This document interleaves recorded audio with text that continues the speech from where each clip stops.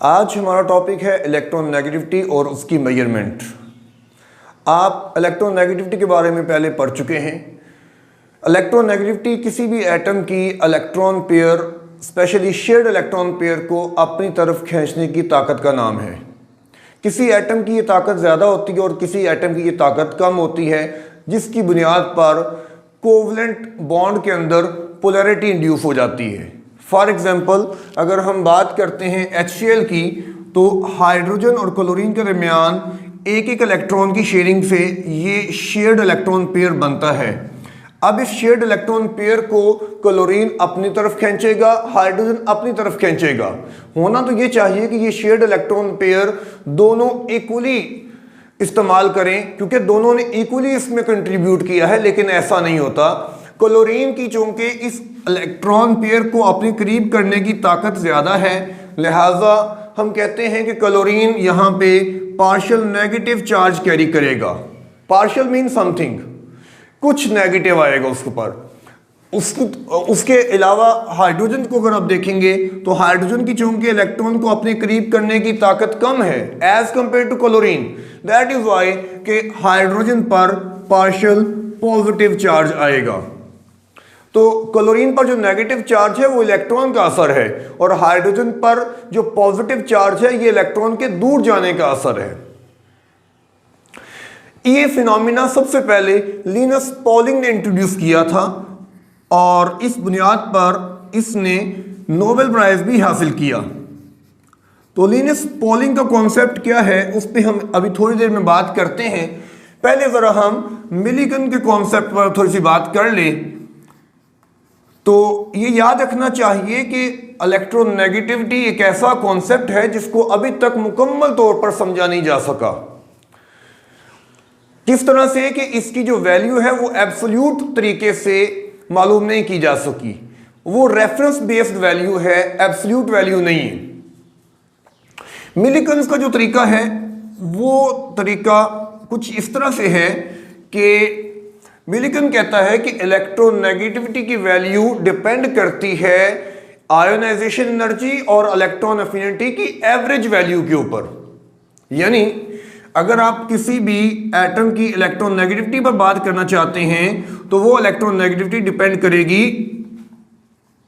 Half of the electron affinity and ionization energy of that element. जिस atom की ionisation energy ज्यादा है, electron affinity ज्यादा है, तो उसकी इलेक्ट्रोनेगेटिविटी भी ज्यादा होगी। और जिस एटम की आयोनाइजेशन एनर्जी और इलेक्ट्रॉन अफिनिटी कम है तो उसकी इलेक्ट्रोनेगेटिविटी भी कम होगी। और ये चीज हमें पीरियोडिक टेबल में नजर भी आएगी। पीरियोडिक टेबल कुछ इस तरह से हम इसको जल्दी से ड्रा करते हैं, और इसके अंदर देखिए पहली बुनियादी चीज ये है कि इलेक्ट्रोनेगेटिविटी तब इंट्रोड्यूस होती है, हम उसको तब स्टडी करते हैं जब बॉन्ड फॉर्मेशन होती है। तो जो एलिमेंट बॉन्ड फॉर्मेशन नहीं करते उनको हम इस स्टडी में शामिल नहीं करेंगे।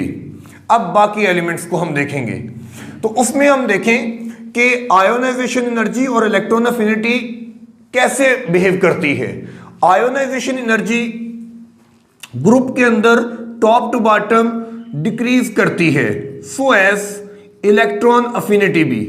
दोनों वैल्यूज जो हैं वो ग्रुप के अंदर टॉप टू बॉटम डिक्रीज करते हैं, आयोनाइजेशन एनर्जी भी और इलेक्ट्रॉन अफिनिटी भी। सो इस चीज को और इस फॉर्मूले को अगर हम मद्देनजर रखें तो हमें यह समझ आएगी कि इलेक्ट्रोनेगेटिविटी भी टॉप टू बॉटम डिक्रीज करेगी। सो ये वो एरिया है जिस साइड के ऊपर एलिमेंट की आयोनाइजेशन एनर्जी और इलेक्ट्रॉन अफिनिटी सबसे कम है, लिहाजा ये एक्सपेक्ट करना चाहिए कि सबसे कम इलेक्ट्रोनेगेटिविटी इस एरिया के अंदर होगी, मिनिमम इलेक्ट्रोनेगेटिविटी इस एरिया में होगी। दूसरी तरफ अगर देखा जाए तो लेफ्ट टू राइट जब हम चलते हैं तो left to right ionization energy और इलेक्ट्रॉन अफिनिटी दोनों की वैल्यू इंक्रीज करती है। टॉप टू बॉटम डिक्रीज करती है और लेफ्ट राइट इंक्रीज करती है। सो ये एक्सपेक्टेड है कि सबसे ज्यादा इलेक्ट्रोनेगेटिविटी वाला एलिमेंट यहां होना चाहिए और वो एलिमेंट इस किसी रीजन में आना चाहिए, क्योंकि अगर नीचे की तरफ जाएंगे तो आयोनाइजेशन एनर्जी और इलेक्ट्रॉन अफिनिटी दोबारा कम होना शुरू हो जाएगी, लिहाजा इलेक्ट्रोनेगेटिविटी भी कम होना शुरू हो जाएगी। तो मिलिकन ने बेसिकली ये एक रिलेशनशिप बता दिया और इस रिलेशनशिप से एलिमेंट्स की इलेक्ट्रोनेगेटिविटी को कंपेयर करना या उसके बारे में अंदाजा लगाना कि किसकी ज्यादा होगी और किसकी कम होगी ये मुमकिन था। बाकी उसने वैल्यूज कहां से निकाली वो एक कॉम्प्लेक्स प्रोसीजर है और इतना ज्यादा सही तरह से समझा नहीं गया और उसको हम इतना ज्यादा इस्तेमाल भी नहीं करते। इसकी निस्बत हम पॉलिंग का मेथड जो है उसको ज़्यादा बेहतर जानते हैं और आमतौर पर जो हमें इलेक्ट्रोनेगेटिविटी की वैल्यूज़ टेक्स्ट बुक में लिखी नज़र आती हैं वो पॉलिंग की हैं। इसके अलावा और भी लोगों ने इलेक्ट्रोनेगेटिविटी पर काम किया और वो आज भी हो रहा है और मुख्तलिफ कॉन्सेप्ट इसके बारे में पेश किए जाते रहे हैं। अब ज़रा हम लिनस पॉलिंग के काम पर ध्यान करते हैं, पॉलिंग इसको कैसे अंडरस्टैंड करता है। तो पॉलिंग ये कहता है कि ये जो हमारे पास एक मॉलिक्यूल है, इस मॉलिक्यूल के अंदर फोर्सेस को आप जरा कंपेयर करें, स्टडी करें कि फोर्सेस क्या हैं। तो देखा ये जाएगा कि जब हमारे पास एक ऐसा मॉलिक्यूल है जो एक जैसे एटम पर मुश्तमिल है, लाइक हाइड्रोजन हाइड्रोजन है या क्लोरीन क्लोरीन है, तो नोट ये करने की बात है कि यहां दोनों एटम एक जैसे हैं, दोनों क्लोरीन है, दोनों हाइड्रोजन है। इसका मतलब यह है कि दोनों की ताकत बराबर है, लिहाजा ये इलेक्ट्रॉन इक्वली शेयर होगा, दरमियान में रहेगा, ना इस हाइड्रोजन की तरफ ज्यादा होगा ना उसकी तरफ ज्यादा होगा। So there will be no positive और negative partial charges. So as यहां पे भी यही रूल एप्लीकेबल है। वो अलग बात है कि क्लोरीन हाइड्रोजन से ज्यादा ताकतवर है, लेकिन क्लोरीन क्लोरीन से तो ताकतवर नहीं है। दोनों की स्ट्रेंथ बराबर है, दोनों की स्ट्रेंथ आपस में बराबर है, इसलिए यहां पे भी ये नॉन पोलर रहेगा, चार्जेस यहां पर भी एस्टेब्लिश नहीं होंगे। तो यहां पे जो फोर्स है ये कौन सी फोर्स है? इसे हम कहते हैं इलेक्ट्रॉन की फोर्स या शेयरिंग फोर्स। तो इसमें जो फोर्स अमल कर रही है ये शेयरिंग की फोर्स है, यहां पर भी और यहां पर भी। लेकिन जब हमारे पास एक पोलर मॉलिक्यूल आ जाता है तो क्या उसमें सिर्फ ये शेयरिंग की फोर्स ही अमल करती है? तो गौर करने की बात यह है कि ऐसा बिल्कुल भी नहीं है। ये इलेक्ट्रॉन शेयरिंग की फोर्स प्रोवाइड कर रहे हैं, जबकि ये चार्जेस की वजह से हम जानते हैं कि इलेक्ट्रोस्टैटिक फोर्स डेवलप होती है, जिसको हम बाज़ आयनिक फोर्स भी कहते हैं। सो पोलर मॉलिक्यूल में दो तरह की फोर्सेस मौजूद होती हैं, एक शेयरिंग की फोर्स है और दूसरा जो है वो इनके दरमियान जो फोर्स पाई जाएगी चार्जेस के दरमियान, इसे आप आयोनिक फोर्स या आयोनिक एनर्जी का नाम दे सकते हैं। सो पोलर मॉलिक्यूल के अंदर दो तरह की फोर्सेस पाई जाएंगी, शेयरिंग और आयोनिक। अगर हम इस मॉलिक्यूल को और इन मॉलिक्यूल को, क्योंकि अपेरेंटली देखेंगे ये मॉलिक्यूल इन दोनों के मिलने से बना हुआ है, ये दोनों मिलेंगे तो ये बनेगा। तो अगर हम इनको कंपेयर करेंगे तो हम सिर्फ और सिर्फ शेयरिंग की फोर्स मालूम कर सकते हैं, क्योंकि इनके दरमियान शेयरिंग की फोर्स पाई जाती है आपस में। लिहाजा ये जब आपस में मिलकर ये बनाएंगे तो शेयरिंग की फोर्स को हम मालूम कर सकते हैं, लेकिन ये फोर्स कैसे मालूम करेंगे? पॉलिंग ये कहता है कि अगर हम ये फोर्स मालूम कर लें तो this force can give us an idea कि ये चार्जेस क्या हैं, और फिर वहां से हम जो है अगर किसी एक एलिमेंट की वैल्यू जो है वो रेफरेंस ले लें तो दूसरे एलिमेंट की वैल्यू हम मालूम कर सकते हैं। आई होप कि ये कॉन्सेप्ट आपको क्लियर है। मैं इस बात को रिपीट कर रहा हूं, शेयरिंग की फोर्स जो इस पोलर मॉलिक्यूल में मौजूद है वो हम इन नॉन पोलर मॉलिक्यूल की मदद से निकाल सकते हैं, लेकिन शेयरिंग के अलावा जो फोर्स इसमें ऐड हो चुकी है, जो आयनिक फोर्स जिसको हमने इस वक्त नाम दिया हुआ है, ये याद रखें ये मैं खुद अपने से नाम दे रहा हूं, टेक्स्ट बुक पर या किसी और जगह पर अगर आपको ये नाम नहीं मिलता तो इसमें परेशान होने की जरूरत नहीं है, ये सिर्फ अंडरस्टैंडिंग के लिए है। तो ये जो आयनिक फोर्स है ये आप मालूम नहीं कर सकेंगे, तो इस फोर्स को हम रिलेट करेंगे इन दोनों की स्ट्रेंथ के साथ कि इन दोनों की स्ट्रेंथ में जितना फर्क होगा उतनी ये फोर्स ज्यादा होगी। मैं एक एग्जांपल और ऐड करूंगा जिससे आपको ये कॉन्सेप्ट काफी हद तक क्लियर हो जाएगा। तो अभी हम स्टार्ट करते हैं थोड़ी कैलकुलेशन। तो देखिए इस मॉलिक्यूल की जो बॉन्ड एनर्जी है, बॉन्ड की स्ट्रेंथ का अंदाजा, जब हम फोर्स का अंदाजा लगाना चाहते हैं तो हम बॉन्ड एनर्जी से लगाते हैं। जिस बॉन्ड की बॉन्ड एनर्जी ज्यादा है मतलब उसके अंदर फोर्स ज्यादा है, और जिसकी बॉन्ड एनर्जी कम है तो उसके अंदर फोर्स भी कम है। तो देखिए इसकी बॉन्ड एनर्जी हमारे पास आती है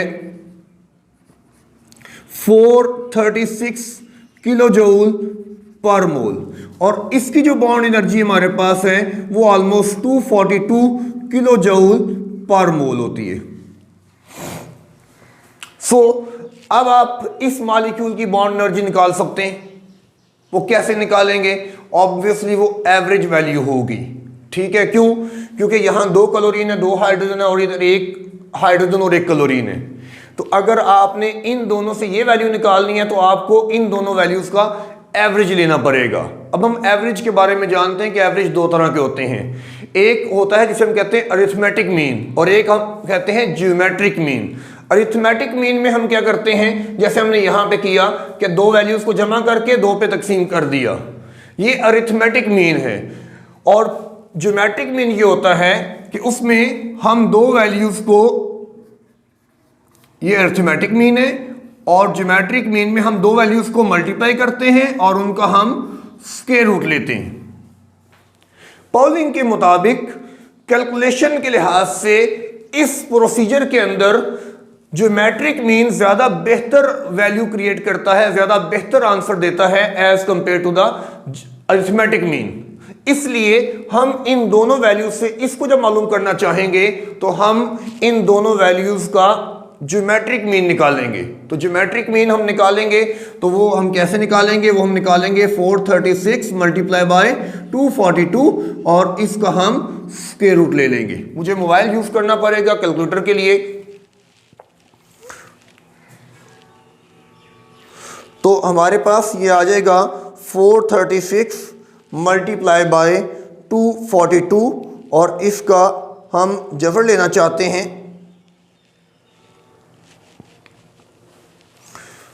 और तो हमारे पास ये आंसर आ रहा है जी 324 किलो जूल पर मोल। तो ये एवरेज वैल्यू है जिससे हमें इस मॉलिक्यूल की बॉन्ड एनर्जी का पता लगता है, और ये बॉन्ड एनर्जी हमें शेयरिंग की फोर्स बता रही है। कैसे हमें पता लग रहा है कि शेयरिंग की फोर्स बता रही है? क्योंकि आप जब लिटरेचर में, जैसे मैंने आपको ये वैल्यूज बताई हैं, तो आप लिटरेचर से जरा इसकी वैल्यू चेक करेंगे ना, तो ये इसकी वैल्यू आएगी delta H is equal to 431 kilo joule पर mole. So there is difference. तो ये डिफरेंस हमें बता रहा है कि अब सिंपल शेयरिंग नहीं हो रही, अब शेयरिंग के साथ कुछ एक्स्ट्रा हो रहा है। तो पॉलिंग कहता है कि ये जो डिफरेंस है इन दोनों वैल्यूज में, मॉलिक्यूल की एक्चुअल एनर्जी में और वो जो एवरेज एनर्जी निकाली गई है, एक्चुअल और एवरेज एनर्जी में जो डिफरेंस है, ये डिफरेंस इसकी वजह से है और ये डिफरेंस इस फोर्स के बराबर है। So delta can be calculated as energy of the polar molecule minus geometric mean of the energy of non polar molecules.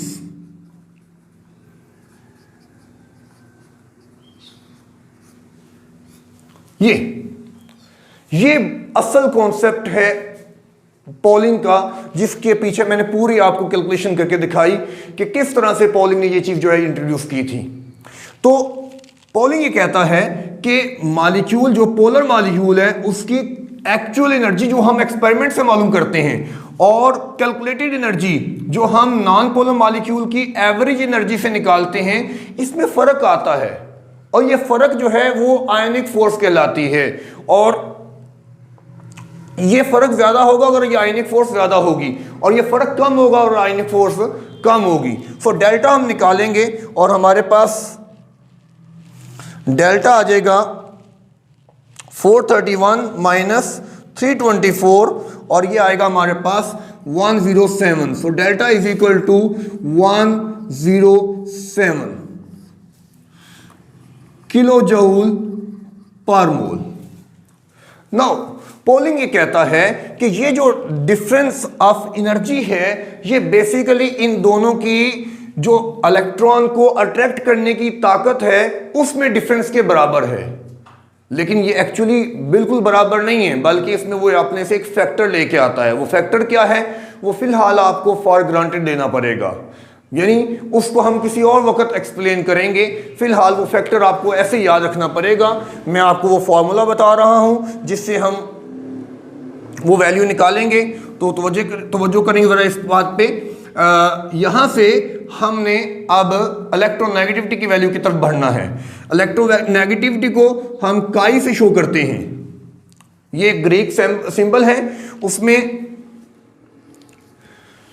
काई of Cl minus chi of H is equal to delta divide by 96.5 whole square root. और delta की value भी kilo joule पर mole है unit, और इसके लिए भी हम यूनिट इस्तेमाल करते हैं किलो जूल पर मोल, सो डेट कि इलेक्ट्रोनेगेटिविटी का कोई यूनिट नहीं होता। Electronegativity has no units because same units they will cancel each other. तो अब यहां पे आप इसे कैलकुलेट कर सकते हैं। इसको बाज बुक्स ने सिंपल तरीके से भी लिखा होता है, इसको हल करके मेरा मतलब है, और इसको अगर आप हल करके लिखेंगे तो ये फॉर्मूला लिखा जाएगा 0.102 डेल्टा रेज टू पावर 1/2। ये इस तरह से भी आमतौर पर फॉर्मूला टेक्स्ट बुक के अंदर लिखा हुआ नजर आता है। खैर जैसे मर्जी आप इसको करें, तो इसे हम हल करेंगे तो ये हमारे पास आ जाएगा 107 डिवाइड बाय 96.5, तो ये हमारे पास आ रहा है जी 1.05। सो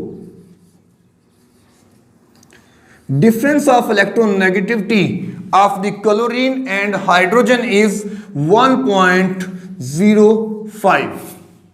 अब सवाल यहां पे पैदा ये होता है कि इसमें से किसी एक की अगर हमें वैल्यू पता होगी तो हम दूसरी वैल्यू निकालेंगे। ऐसा तो नहीं है कि हमें डिफरेंस पता लग गया तो उससे हम वैल्यू खुद ही निकाल लेंगे। डिफरेंस पता लग गया ना, किसी की वैल्यू पता नहीं लगी।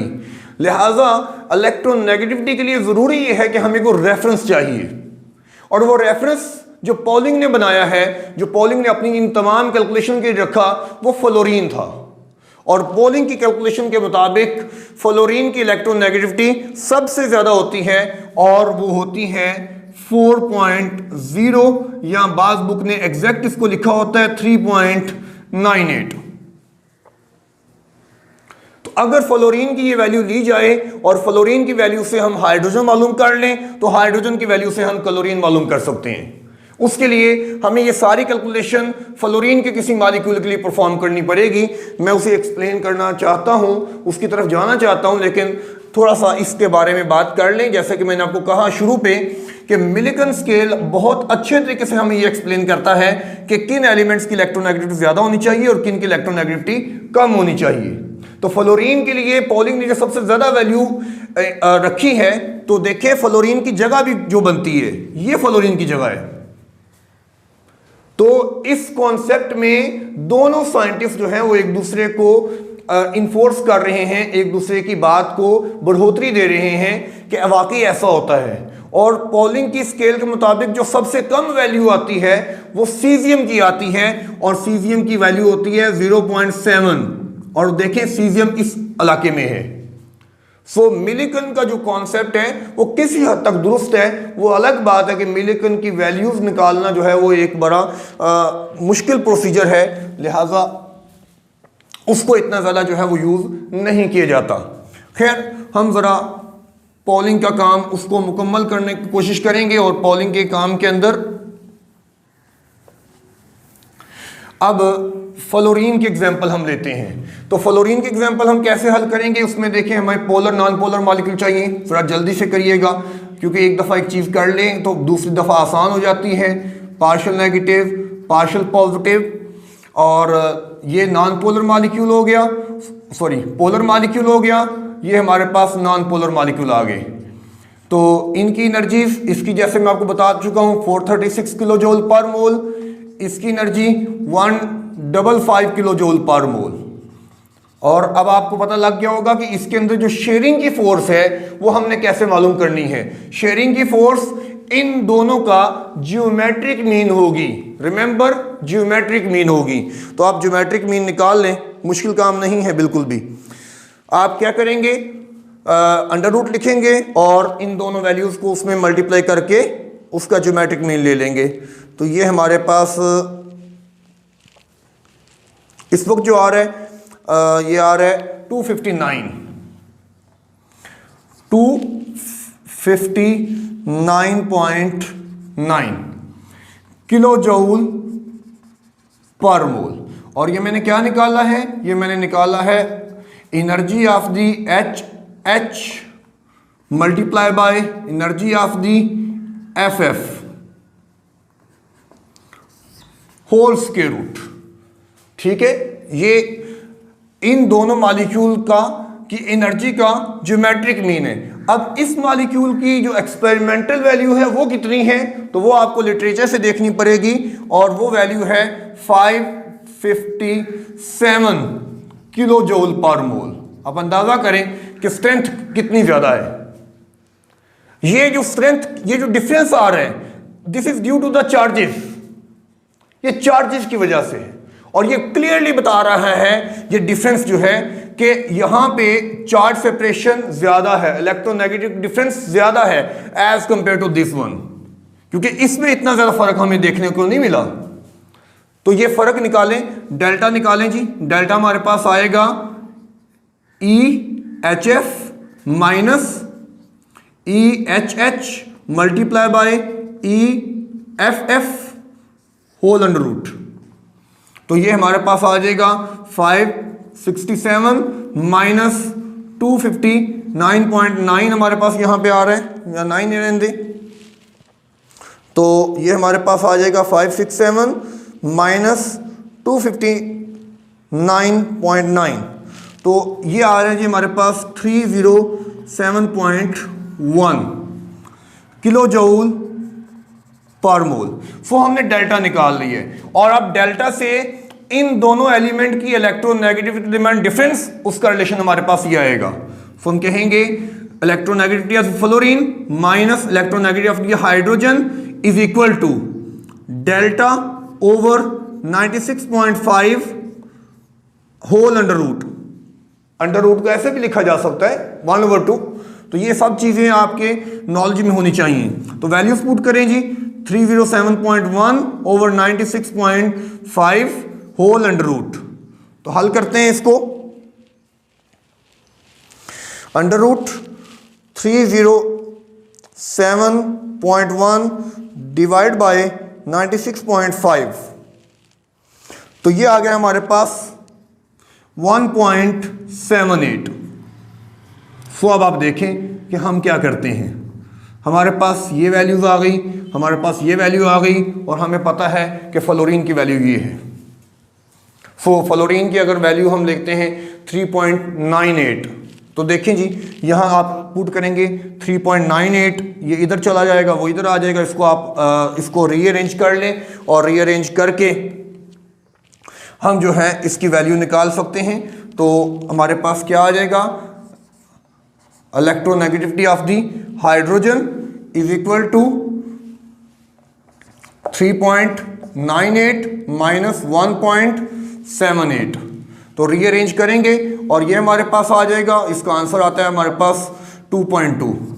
तो इस तरह से हमने हाइड्रोजन की इलेक्ट्रोनेगेटिविटी मालूम कर ली है, जो हमारे पास आती है 2.2। और अगर हाइड्रोजन की इलेक्ट्रोनेगेटिविटी 2.2 है तो क्लोरीन की इलेक्ट्रोनेगेटिविटी क्या होगी वो आप मालूम कर लें। इधर आप हाइड्रोजन की वैल्यू पुट करें, ये इधर आ जाएगा, रीअरेंज करके आप क्लोरीन की वैल्यू निकाल लें। तो क्लोरीन की वैल्यू आ जाएगी हमारे पास 2.2 प्लस 1.05, तो ये आ जाएगा 3.25 ऑलमोस्ट। तो इस तरह से आप देखें कि हाइड्रोजन की वैल्यू भी निकाल ली, क्लोरीन की निकाल ली, फ्लोरीन की आप वैल्यू हमें आर्बिट्रेरी लेनी पड़ती है। रिमेंबर आर्बिट्रेरी, आर्बिट्रेरी यानी without any proof, with choice, अपनी मर्जी से हमने ले ली हुई है और ये पॉलिंग ले ली थी। सो ये रेफरेंस बेस्ड स्केल है, it is not the absolute scale. That is why कि अभी तक ये एक फील्ड ऑफ रिसर्च है, इस पर काम की ज़रूरत है। तो आई होप कि आपको ये चीज़ समझ आई होगी। अपने क्वेश्चन जो है वो कमेंट सेक्शन में ज़रूर मेंशन करिएगा। अल्लाह हाफिज़।